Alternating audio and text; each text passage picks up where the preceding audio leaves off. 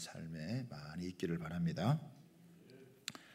제2차 세계대전이 끝난 후에 영국에서 하나님은 없다는 것을 증명하는 회의가 있었다고 합니다. 이를 증명하기 위해서 천문학 박사와 의학 박사 두 사람이 강연을 했다고 합니다. 먼저 천문학 박사가 강연을 시작을 했습니다. 얼마 전에 저는 최신형 망원경을 갖게 되었는데, 이 망원경은 현재 우리가 발견한 가장 멀리 있는 별도 볼 수 있는 고성능 망원경입니다. 그런데 이 망원경으로 아무리 천체를 살펴봐도 하나님이 보이지 않았습니다. 정말로 하나님이 계시다면 하나님의 옷깃이라도 보여야 되는데 전혀 보이지 않았습니다. 저는 그래서 하나님이 없다는 것을 확신합니다. 그러자 많은 청중이 환호하며 박수를 쳤습니다. 맞아. 하나님이 없는 게 틀림없어. 두 번째 강연자는 의학 박사였습니다. 그는 이렇게 주장을 했습니다. 나는 평생 의학을 연구하고 살았습니다. 그런데 기독교인들은 사람에게는 영혼이 있다고 주장하는데 나는 도무지 그것을 이해할 수 없습니다. 나는 그동안 수많은 사람들을 수술했으며 시신을 부검해 본 적도 한두 번이 아닙니다. 그러나 한 번도 영혼을 본 적이 없습니다. 도대체 영혼이라는 것이 어디에 있습니까? 살 속에 있습니까? 뼈 속에 있습니까? 피 속에 있습니까? 역시 그렇군요. 기독교인들이나 성경은 다 거짓입니다. 도대체 영혼이 어디에 있단 말입니까? 그러자 또 수많은 청중이 큰 소리로 환호하면서 다들 고개를 끄덕거렸습니다. 강연이 끝나자 사회자가 청중을 향해서 질문을 하라고 했으나 모두들 잠자코 말이 없었습니다. 사회자는 그러면 이것으로 하나님이 없다는 것이 증명되었으므로 회의를 마치겠습니다 라고 말을 했습니다. 그때 맨 앞에 앉아있던 할머니 한 분이 제가 할 말이 있습니다 라고 하더니 연단 위로 올라왔습니다. 할머니는 먼저 천문학 박사에게 질문을 했습니다. 박사님이 갖고 계신 그 망원경은 아주 고성능 망원경이죠. 그러자 이 박사님은 무엇이든 잘 보입니다. 그러자 이 할머니가 이렇게 이야기를 합니다. 그렇다면 바람도 보입니까? 바람이 보이자가 묻자 그 천문학 박사는 바람은 보이지 않습니다. 그러면 이 할머니가 질문하기를 바람이 없습니까? 아니, 바람은 있습니다. 어떻게 있습니까? 보이지 않는데 어떻게 있습니까? 하나님이 보이지 않는다고 해서 없다고 하는 것은 옳은 말이 아니지 않습니까? 또 바람도 볼 수 없는 망원경을 갖고 하나님을 볼 수 있습니까? 천문학 박사는 아무 말도 대답을 하지 못했습니다. 곧이 할머니는 의학 박사에게 질문을 했습니다. 박사님은 아내가 있습니까? 네. 자녀도 있습니까? 네. 그러면 박사님은 아내와 자녀를 사랑하십니까? 그러자 이 의학 박사는 저는 제 아내와 제 자녀를 무척 사랑하고 있습니다. 그래요? 그렇다면 칼을 좀 가져오시죠. 내가 박사님을 좀 해부해서 아내와 자식을 사랑하는 그 사랑이 어디에 있는지 확인해 보고 싶습니다. 도대체 그 사랑이 살 속에 있습니까? 아니면 뼛속에 들어 있습니까? 아니면 피 속에 들어 있습니까? 도대체 박사님이 말하는 사랑은 어디에 들어 있습니까? 그러자 이 의학 박사님도 아무 말을 못했어요. 하나님이 없다는 것을 증명하기 위해 모였던 이 회의는 한 할머니의 급소를 찌르는 송곳 같은 질문으로 말미암아서 하나님이 살아계시다는 그 증명을 하는 회의가 되고 말았습니다. 하나님은 오늘도 살아계십니다, 여러분. 우리의 예배를 받으시는 분이십니다. 우리의 기도를 들으시고 응답하시는 분이십니다. 사사기는 부흥에 관한 아주 영광스러운 모습을 우리에게 보여줍니다. 사회와 나라가 어려울 때 하나님께서 함께 하셔서 문제를 풀어주시고 해결해 주시고 회복해 하시는 모습을 보여줍니다. 그런데 부흥하지 못한 두 지파가 있는데 그게 바로 단 지파와 베냐민 지파입니다. 단 지파는 하나님께서 분배해 준 땅을 차지하는 것을 포기하고 편안하게 살려고 하다가 결국은 먼저 망하게 되었습니다. 베냐민 지파는 부도덕으로 인해서 600명을 제외하고는 크게 살육을 당했습니다. 그런데 이 두 지파는 모두가 다 레위인과 연관이 되어져 있습니다. 오늘 레위인이 자기 첩을 찾아 여행하다가 발생한 사건을 통해서 하나님께서 우리에게 주시는 교훈이 무엇인지 우리가 살펴보도록 하겠습니다. 첫 번째는 레위인이 비정상적인 생활을 한다는 것은 이미 기준이 무너졌다는 것입니다. 레위인이 누굽니까? 성막에서 섬기고 봉사하는 사람입니다. 즉 하나님을 섬기기 위해 구별된 사람입니다. 그래서 이 사람은 구별된 삶을 살아야 돼요. 그런데 유다 베들레헴의 이 레위인이 어떤 연유에서인지 첩을 가지고 있습니다. 레위인에게 첩이라니요.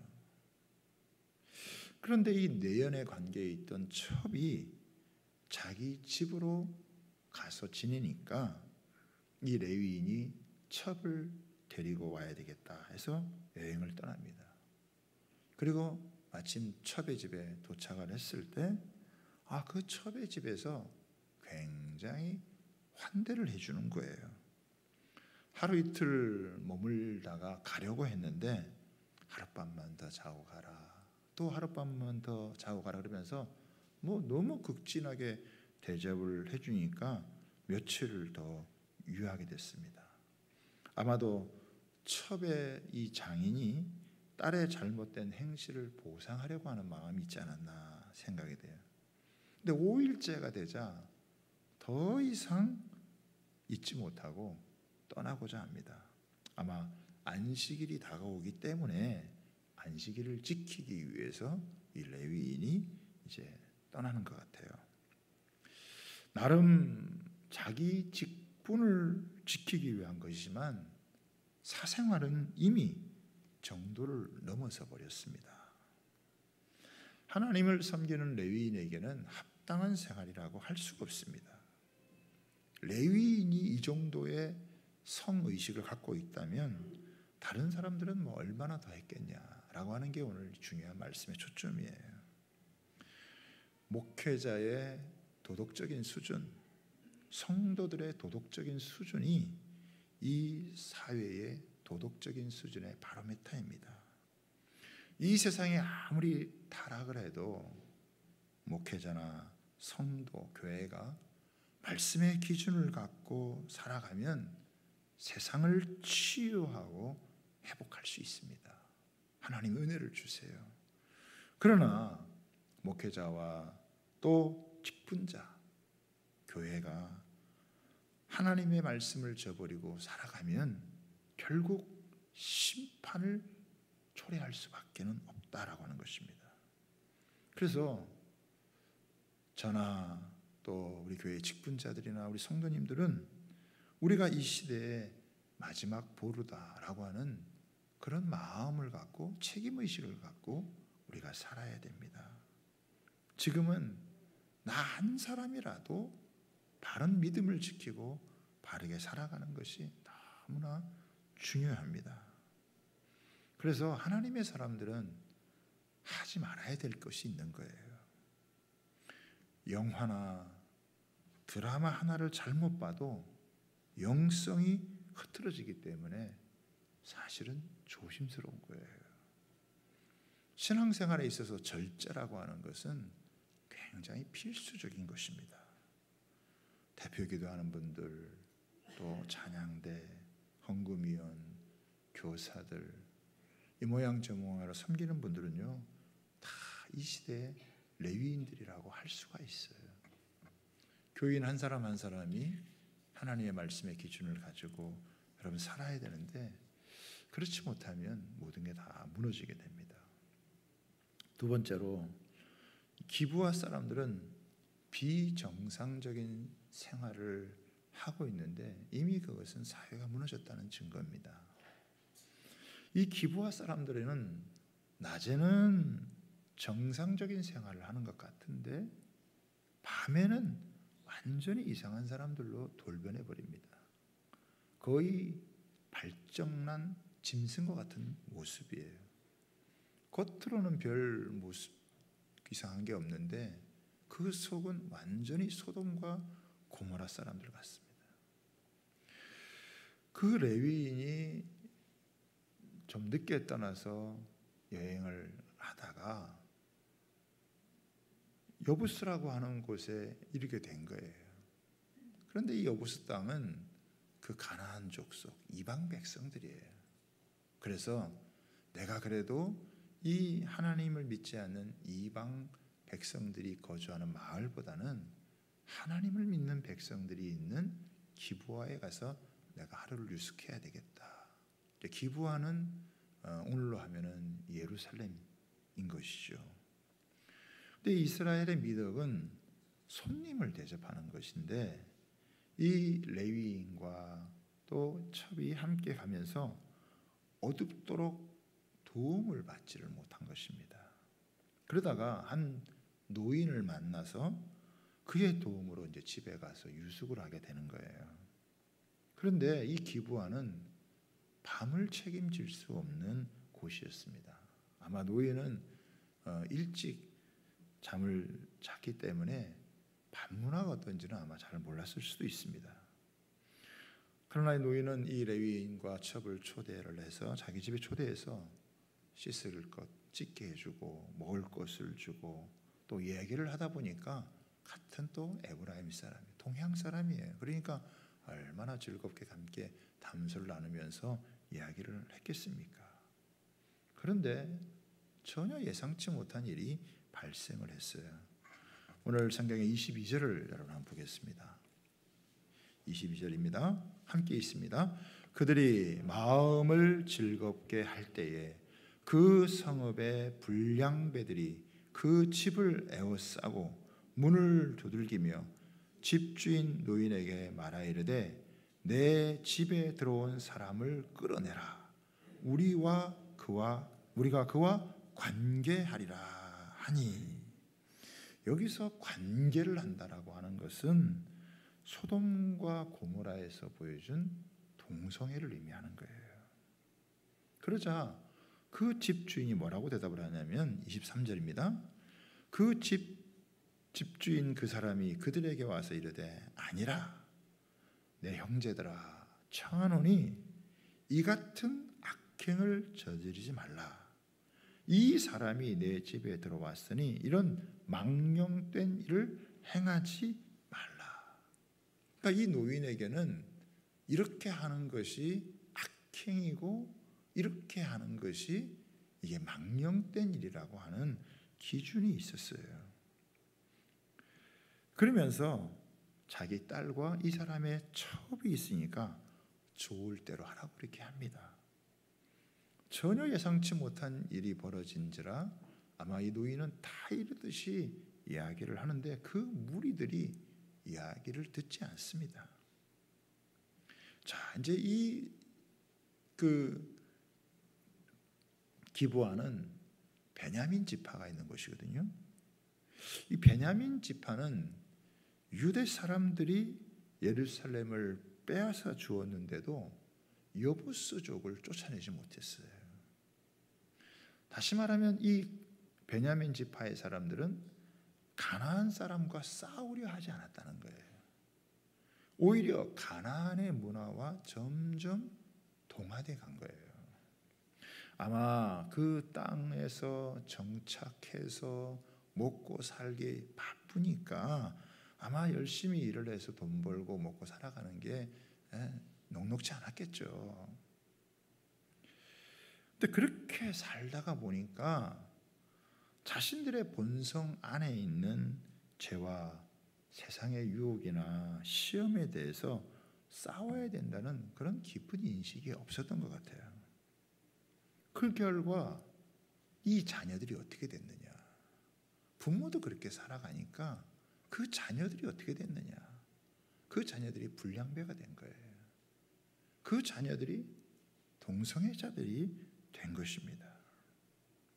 사람이 하나님을 경외하는 것을 잃어버리면 죄악에 빠지게 됩니다. 어디까지 빠지게 될지, 어디까지 추락하게 될지 그것은 모르는 거예요. 여러분, 믿는 부모라고 해서 자녀들이 잘 믿는 게 아니라는 겁니다. 성경은 반드시 부모가 자녀에게 신앙 교육을 해야 된다. 그런데 이게 생각보다 쉽지 않기 때문에 부모들이 포기하는 경우가 많다는 것입니다. 부모들이 먼저 희생할 각오를 해야 되는데 희생하는 게 쉽지 않다는 거예요. 세상의 곳곳에는 사망의 음침한 골짜기가 입을 벌리고 있습니다. 지금도 우리 주변에는 각종 사건과 수많은 사고들이 연루되어져 있어요. 이 세상 어디라고 안전한 곳이 없습니다. 우리 주위에는 항상 위험이 도사리고 있어요. 죽음의 손길이 기다리고 있는 거예요.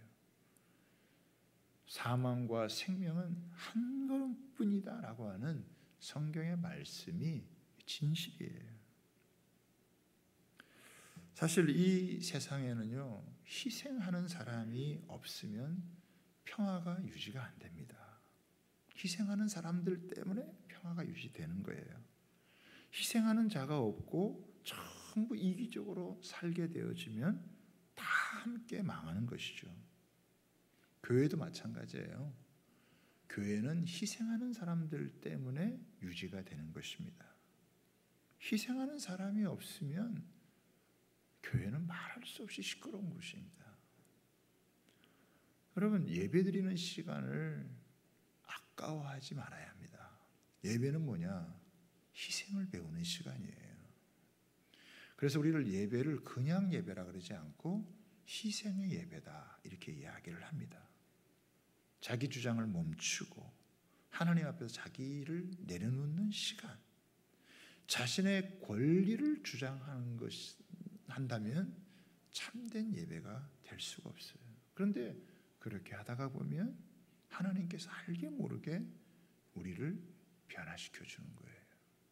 오늘 여러분 이 복된 주일을 맞아가지고 교회에 이렇게 예배당에 오니까 어떠세요?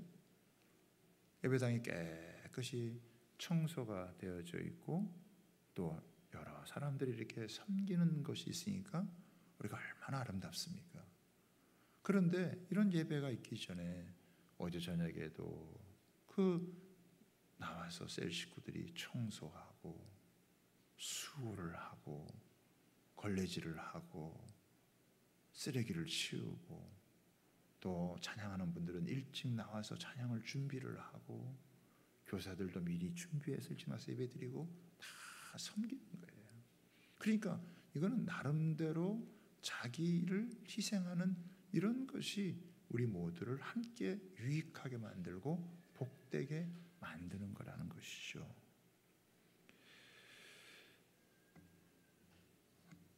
금요일 날 우리 또 토요일 날 우리 꿈미 세미나를 하면서 부모 교육과 또 우리 교사 세미나를 했습니다. 가정의 변화는 어디에서 오느냐? 가정의 변화는 자녀에게서 오는 게 아니라 부모에게서 온다. 부부에게 있다. 자녀들을 변화시키기 전에 부모인 내가 먼저 변화되어야 된다. 자녀의 신앙 교육을 결단하는 그런 부모가 많지 않다라고 하는 거예요. 신앙 교육은 교회에 맡겨버리고, 요즘 또 교회도 잘 맡기지도 못해요. 코로나 때문에. 공부는 학원에 맡겨버리고, 그러면서 아이들과 단절이 되어져요. 아이들이 자기 핸드폰 들고 자기 방에 들어가서 문 잠그면 애들이 뭘 보는지 뭘 듣는지 알 수가 없다라고 하는 거예요. 우리가 부모 교육을 하면서 자녀들의 영적 회복을 위해서는 부모 세대가 희생할 준비가 돼야 된다. 이게 핵심이었어요. 좋은 학교, 좋은 학원 보내고 좋은 대학 보내는 게 다가 아니다. 죄를 이기지 못하면 비참하게 무너질 수 있다. 자신들은 벌어먹고 안정되게 살라고 애를 썼는데 자식들은 불량배가 되고 동성애자가 돼버린 거예요. 이 세상 공중 권세를 잡은 사단은요, 사람들을 노예로 사로잡아요. 그리고 비참한 인생을 살게 만드는 거예요. 꿈도 없고 비전도 없고 그냥 되는 대로 살다가 영원히 도둑질 당하고 낚이게 되고 죽이고 멸망당하는 비참한 일을 겪는다라고 하는 거예요. 그 신명기 6장에 나오는 이 쉐마장이라고 하는데, 거기는 보면 계속 하나님께서 우리에게 주시는 도전이 뭐냐면, 부모가 자녀를 교육하는 게 원한이다. 사람들은 자꾸 대안을 찾잖아요. 대안학교를 찾고 대안을 찾고 교회도 찾고 여러 가지로 대안을 이렇게 찾으려고 하는데, 대안이라는 게 대안을 찾을 게 아니라 원한을, 그거를 붙잡아야 된다. 원래 아는 무엇이냐? 부모가 자기 자녀를 가르치는 거다. 이 부모의 사명인데, 이 부모가 자기 사명을 잃고 살아가는 게 많다는 거예요. 자녀들이 알아서 잘하겠지, 이게 안 된다는 거예요. 부모와 자녀들이 하나님 말씀 앞에 함께 서는 이 과정이 너무너무 필요하다라고 하는 거예요.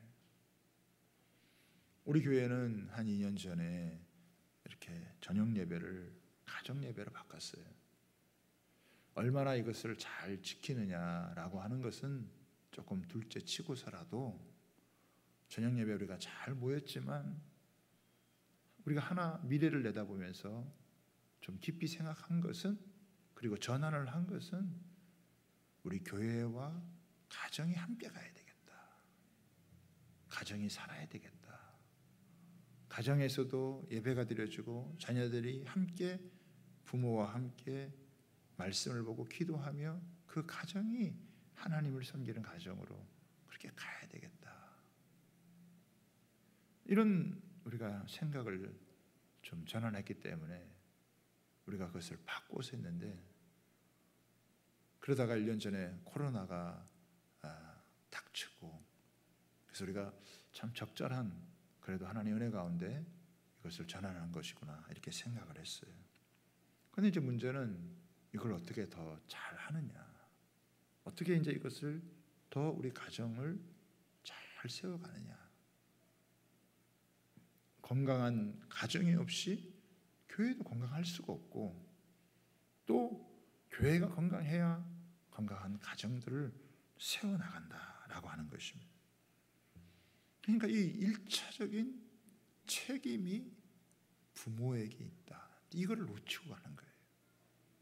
교회 와서 일주일에 있는 시간은 뭐 1시간, 1시간 반 정도, 거기에 말씀을 듣고 하는 시간은 얼마 안 되는데 수많은 시간을 가정에서 드리는데 또 학교에서 보내는데 가정에서 이거를 못 잡아주면 안 된다.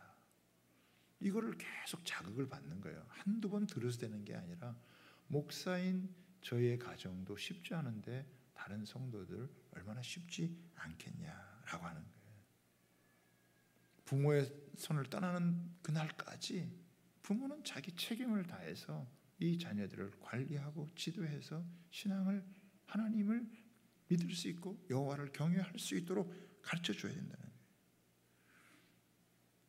부모가 이를 게을리해서는 안 된다.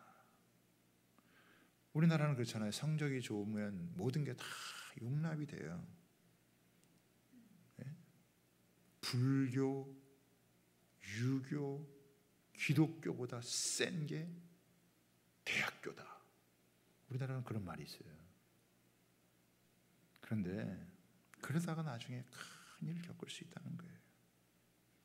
공부 좀 잘한다고 모든 게 다 잘 돌아가는 게 아니다.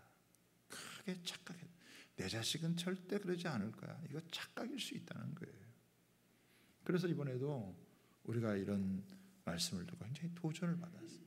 계속 저도 그렇고 자극을 받아야 되는 거예요. 나는 과연 내 자녀들을 잘 가르치고 있는가? 우리 가정은 가정 예배를 잘 드리고 있는가? 가정 예배를 소홀히 하지 않는가? 이걸 다시 한번 점검하고 다시 세워가야 된다는 거예요. 교회는 교회대로 세워가야 되고 가정은 가정대로 같이 건강하게 서갈 수 있도록 그렇게 해야 된다라고 하는 걸, 이거를 자꾸 말씀을 여러분 드리는 거예요. 왜? 베냐민 지파 보니까 그 자손들이, 부모들은 정신없이 살다가 자녀들은 이렇게 불량자들이 되고 동성애자가 된 거예요. 마지막 세 번째로, 비정상적인 방법으로 문제를 해결하다가 비참한 결과를 낳았습니다. 처음에는 이 집주인 노인이 자기 딸과 이 레위인의 첩을 내주려고 하자 이 불량배들이 말을 듣지 않자 이 레위인이 그래도 미안했던지 자기 첩을 여러분 내주었어요. 그런데 밤새도록 이 불량배들이 이 첩을 농간을 하고 나중에 새벽에 일어나서 나서서 가보려고 하니까 그 자기 첩이 밤새도록 농간을 당해서 여러분 죽어 있는 거예요. 너무 끔찍한 일 아닙니까? 너무 충격적인 일 아니에요? 그래도 하나님을 믿는다고 하는 사람들이 있는 이 베냐민 지파 가운데서 이런 일이 벌어졌다. 이건 너무 큰, 사실은 끔찍하고 충격적이고 있을 수도 없는 이런 일이에요. 그런데 여기서 끝나지 않아요. 그 레위인이 그 첩을 태우고 자기 집에 가가지고 그 시체를 갖다가 12토막을 놔가지고 이스라엘 전 지파에 그걸 보내요. 이건 거의 뭐 상상 초월할 그런 일들이 벌어진 것입니다. 정상적으로 이걸 처리한 게 아니에요. 이 레위인도 얼마든지 법의 절차를 거쳐서 이 문제를 해결할 수 있을 텐데 그렇게 하지 않고 극도의 자극을 통해서 분노를 증식을 시켜버립니다. 이것으로 인해서 이스라엘이 전체가 이 문제에 휩싸이게 되어졌어요. 그래서 싸움이 벌어진 거죠. 결국 민족 상잔의 비극이 벌어지게 돼요. 베냐민 지파를 제외한 나머지 다 지파들이 몰려와가지고 그 불량배들을 내놔라 그러니까 이 베냐민 지파가 자기 자식들이니까 안 내놓는 거예요. 그래서 싸워요. 그러다가 다른 이스라엘 지파의 사람들이 한 4만 명 가량 여러분 죽습니다. 나중에 하나님께 여쭙고 올라가서 싸우다가 베냐민 지파 600명 남기고 다 몰살을 당해요. 보통 한 지파가 몇십만 되거든요. 그러니까 이게 엄청난 비극, 엄청난 수치스러운 일이 벌어지게 되어진 거예요. 씻을 수 없는 아픔을 겪게 되어진 거예요. 그러니까 사실은 잘못한 것도 굉장히 중요하지만 그걸 잘 처리를 하는 게 훨씬 더 중요한 거예요. 쥐를 잡겠다고 집을 여러분 다 태울 수는 없잖아요. 여러분, 마귀는요 혼자 일하지 않고 거의 사람들을 동원해서 흥분시키고 충동해서 의심하게 만들고, 그리고 물어뜯고 결국은 서로 망하게 만드는 그런 전문가예요. 우리는 죄를 용인해서는 안 돼요. 교회가 지속적으로 죄를 짓고 있는 것에 대해서 용인을 하고 그것을 넘어가면 더 큰 피해를 여러분 볼 수 있다는 걸 알아야 돼요. 그러나 이 죄의 문제를 처리할 때는 또 대단히 냉철하게, 대단히 신중하게 이거를 처리해서 감정이 아니라 법을 가지고 잘 처리하는 게 필요하다는 거예요.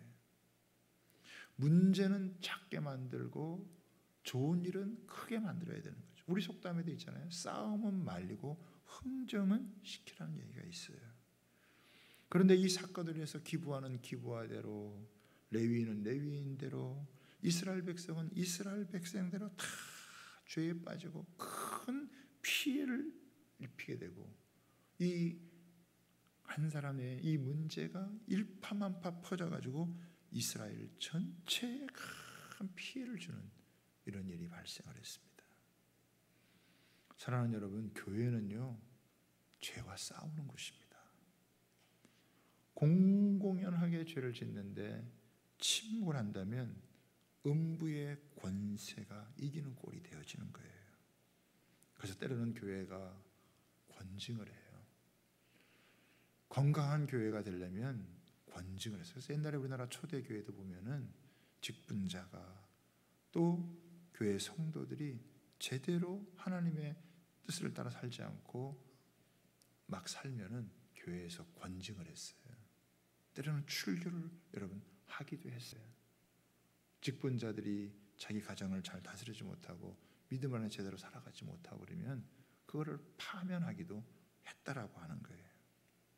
근데 이런 문제를 할 때는 항상 신중하게, 조심스럽게, 감정이 아니라 법을 따라서 했다라고 하는 거예요.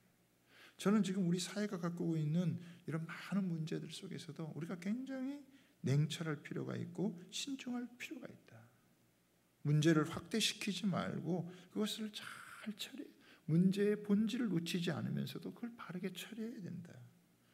이거 뭐 정말 벼룩 한 마리 잡으려다가 초가상간 다 태우는 일이 있어서, 지금은 뭐 이 온라인 시대니까, 유튜브 시대니까 온갖 그런 것들이 막 정보들이 하루에도 수십 개, 수백 개씩 떠올라서 사람들의 마음을 충동질하고 흥분하게 만드는 이런 일이에요.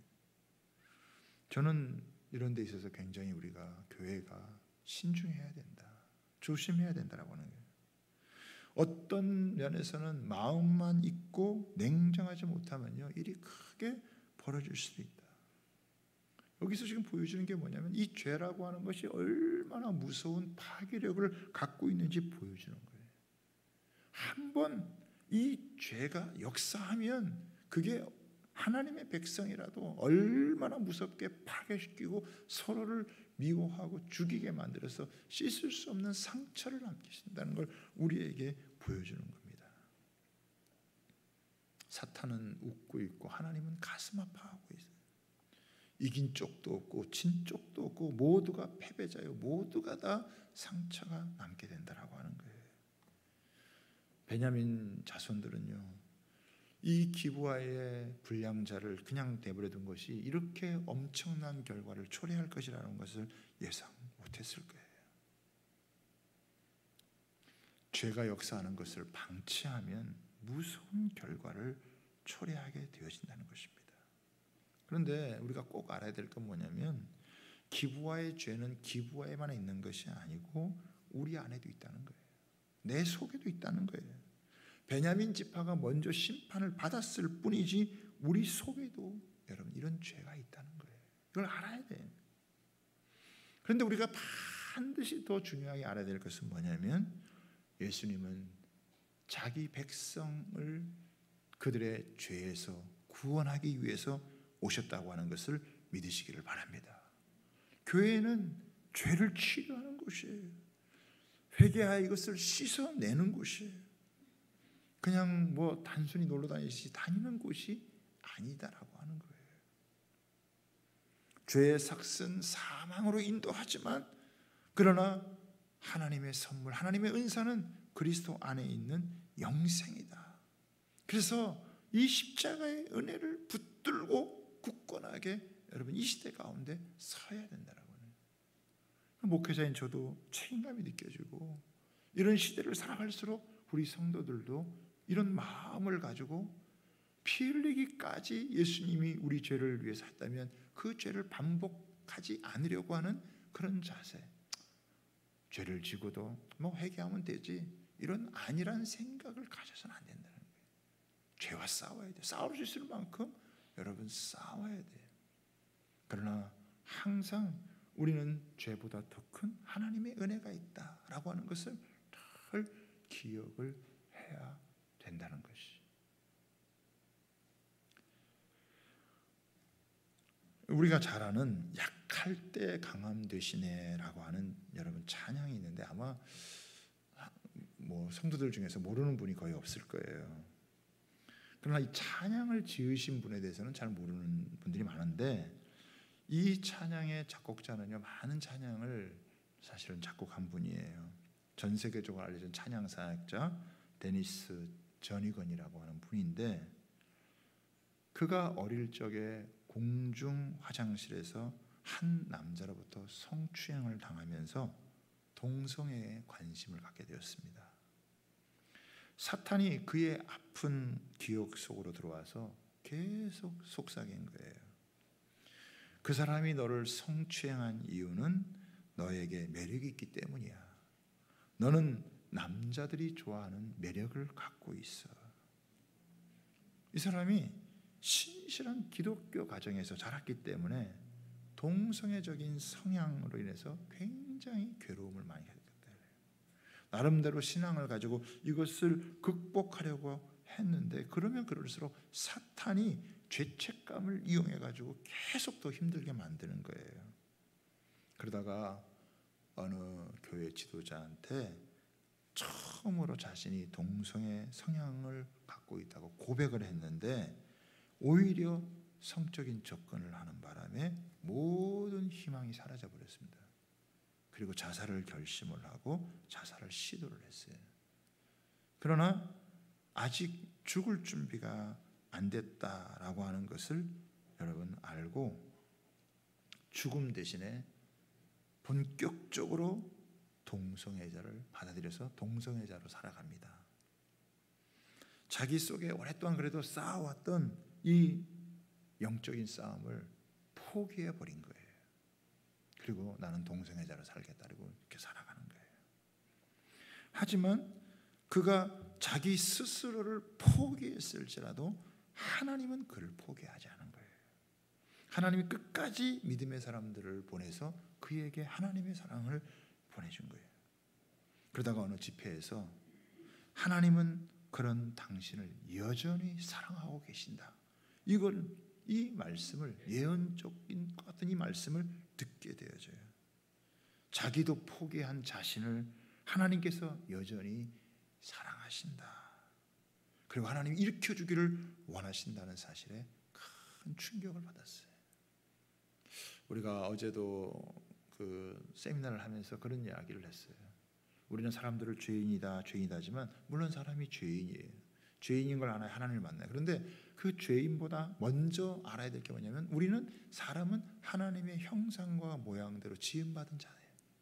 그래서 죄를 지어서 망가졌지만 하나님은 그 죄인을 살리고 구원하고 회복시키기를 원하신다라고 하는 거예요. 그래서 그 교육이 가야 된다는 거예요. 그리고 그 순간 예수님이 십자가에 달리실 때 자신이 지은 죄 중에서 수많은 죄와 함께 이 동성애의 죄도 있다는 사실을 알게 됩니다. 아무리 회개해도 용서받을 수 없다고 생각하고 포기해 버렸는데 그런 자신을 예수님께서 거기서 벗어나게 해주시는 것을 깨닫게 된 거예요. 그 모든 죄를 예수님께서 용서해 주셨구나라고 하는 것을 여러분 느끼게 되었는데, 그 순간에 나오너라라고 하는 그 부르심에 성령의 음성을 듣고 그가 주님 앞에 나아가서 솔직하게 자기의 그 죄를 고백하고 그리고 동성애에서 벗어나요. 그런 다음에 이분이 결혼을 합니다. 그리고 아이를 낳아요. 몇 명 낳은 줄 아세요? 9명을 낳았어요. 놀라지도 않으시네요, 여러분들은. 9명을 낳고, 그리고 사진을 찍어가지고 갖고 다녀요. 사람들한테 이야기를 해요. 사탄이 나에게서 빼앗아 가려고 하는 게 뭔지 아냐? 바로 우리의 가정이라는 거예요. 자기가 만약에 동성애에 계속 빠져서 그렇게 살았더라고 한다면 이런 아름다운 가정은 이룰 수가 없다고 하는 것이죠. 그러면서 탈동성애 운동을 하면서 찬양 사역을 통해 많은 사람들에게 영감을 주고 있다는 거예요. 내가 스스로 내 인생을 포기했을지라도 하나님은 포기하지 않으신다. 그는 약한 인생 가운데 찾아오시는 하나님에 대한 이 찬양을 특히 많이 부르는 거예요. 그래서 약할 때 강함 되시네. 나의 보배가 되신 주, 쓰러진 나를 세우고 나의 빈잔을 채우시네. 내가 나를 포기해도 하나님은 나를 포기하지 않으시고, 약함은 고통을 동반하기 때문에 약할 때 사람들이 하나님과 멀어진다라고 하는 거예요. 뭔가 서운하고 실망스럽고 죄책감이 있고, 그런데 그것 때문에 멀어질 수 있지만, 그러나 오히려 그런 때에 더 하나님을 가까이 할 수 있다는 거예요. 여러분, 코로나 때문에 모두가 어려워요. 그러나 하나님께 주신 큰 귀한 은혜 중 하나가 뭐냐면, 가정에서는 거리두기를 하지 않을 수 있다는 거. 가정에서 유일하게 마스크를 벗고 함께 여러분 만나서 하나님 앞에 나아갈 수 있다는 거. 우리가 아무리 약해도, 우리가 아무리 부족해도, 우리가 아무리 연약함을 갖고 있고 아무리 허물 많아도 함께 하나님의 말씀을 붙들고 하나님 앞에 여러분 나아가면 그 속에서 하나님께서 부어주시는 은혜, 하나님께서 쏟아 부어주신다 이거예요. 그래서 이렇게 망가지고 병들어도 어떻게 하나님이 치유하시고 회복해 하시는, 이게 교회에서, 우리 가정에서, 우리가 주의 이름으로 모이는 것에서 이런 일들이 더 놀랍게 일어나게 될 줄 믿습니다.